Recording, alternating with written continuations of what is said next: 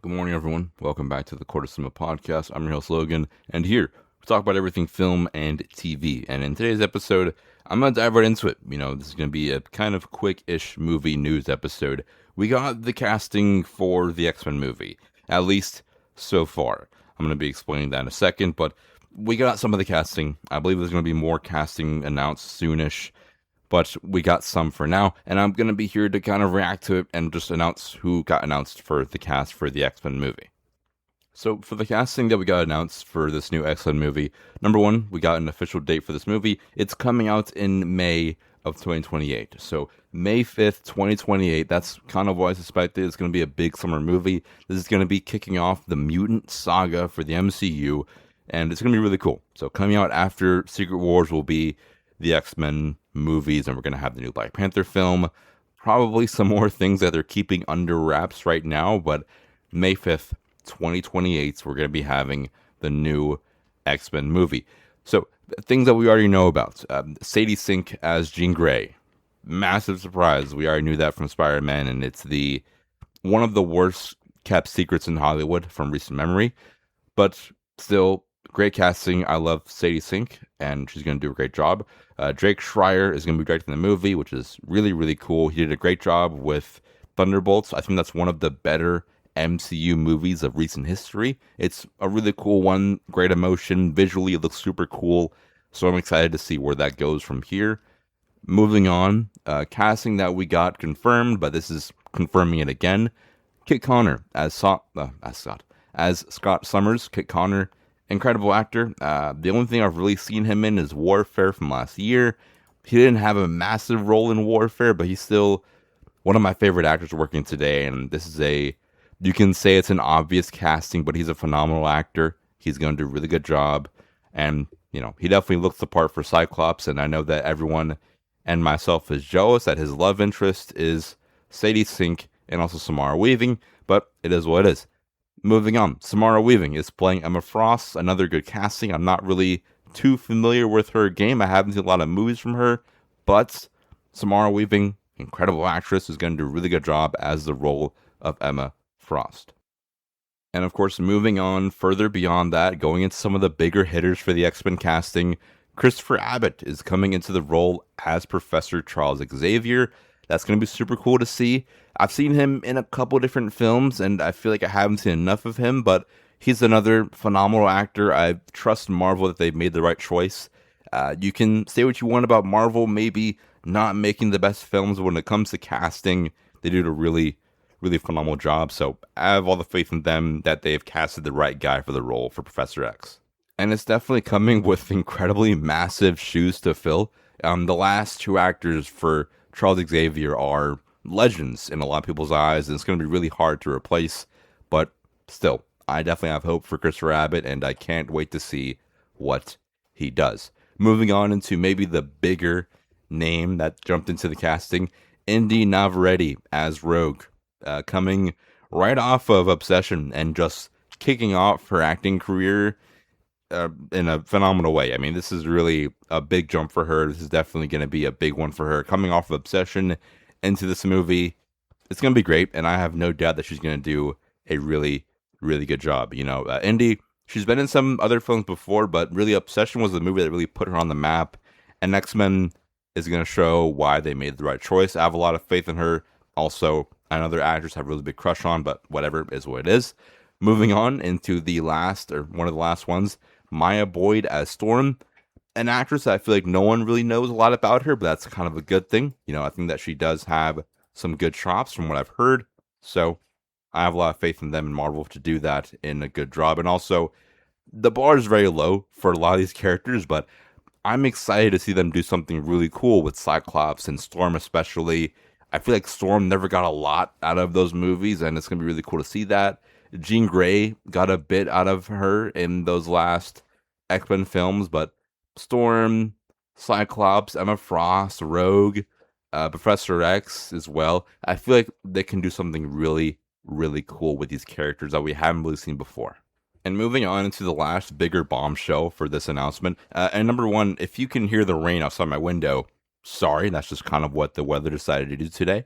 We have Adam Driver with it's going to be a cool one. He's going to be playing Nathaniel Milbury, or AKA known as the One, the Incredible. Then a character that we haven't really seen a lot of, but Mr. Sinister, finally making a debut in the MCU, and a well-deserved, a long overweighted debut. I mean, he's a big-time X-Men villain, and for somehow he wasn't in any of the movies. So that's what we have so far right now. And I think I say so far because I feel like there's going to be more they're going to be announcing. But going through it again, Sadie Sink as Jean Grey, Kit Connor as Scott Summers, Christopher Abbott as Charles Xavier, Samara Weaving as Emma Frost, Indy Navarrete as Rogue, and also Maya Boyd as Storm, and Adam Driver finally coming to the MCU as Mr.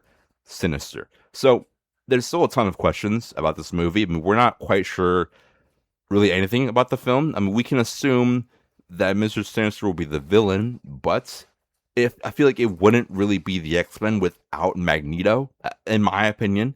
So maybe they're still casting for Magneto. And in my opinion, I think that maybe there's going to be one or two more X-Men members in this movie. I don't want the team to be too crowded, but I feel like at least one more member. So will that member be Beast? Will it be Archangel? Will it be some other X-Men character that hasn't really gotten a lot of spotlight? I hope it's not Wolverine, but who knows? Maybe they're going to put Hugh Jackman, 70 years old, inside this movie with the main core X-Men group as Wolverine. These unks must be stopped, but who knows? There's still, I think, 1,015 questions I have for the MCU right now, and we're not going to be getting answers for a little bit of time now. For me, there's still questions of, will this MCU reset be a time jump in the MCU? For this X-Men film, are there going to be more X-Men? Is this going to be more of an origin movie? Will they have multiple different villains in this movie? Will they have Magneto and maybe even Mystique in the film? Are they still casting characters? Is this going to be an origin film, or they're going to be about 5-10 years as the X-Men? Still 1,015 different questions. How are they going to introduce these characters? What's Jean Grey's role inside of Secret Wars? We're not quite sure. There's still 1,015 questions that I have that won't get answered quite yet. But for me, the biggest takeaway, I'm excited with these castings. I think that Marvel is in a rebuild era, but they're still doing really good. Definitely doing better than DC. Cough, cough. Please lock in James Gunn. Please lock in. But I'm really excited. All these actors are great. Sadie Sink, incredible. Kit Connor, incredible. We have a good X-Men group here, but I feel like we're missing one. And I don't know. I mean, this is already a group of 5 that I really enjoy. Jean Grey, Scott Summers, Emma Frost, Rogue, and Storm is a solid 5. But I feel like we're missing one. We need to have at least, I think, in my opinion, one more male character to round out this group for a solid team of 6. Maybe it's Beast. Maybe it's someone else. I don't know. Maybe Archangel would be so cool. But maybe. I'm not quite sure yet. Still, once again, over 1 million questions I have, but we're not getting answers just yet. This casting's good, though. I want to know your opinion down below. Let me know. And quickly just going through some other different news we got from D23 this weekend. We got a new trailer for Doomsday. I'm still not excited for the movie, but it's going to make a lot of money. Most likely, Doomsday will outperform Doom Part 3, but whatever, it is what it is. The Doomsday, still, I get less excited every time I see any type of promotional for the movie. Sure, Doctor Doom looks cool. Sure, Cyclops looks cool, but this movie, it feels like 8-year-old me just smashing up characters together on the carpet when I was a little kid and just making up a random plot of multiverse destruction. Why should we care about Doomsday? It's all going to get reset anyway, so who really cares?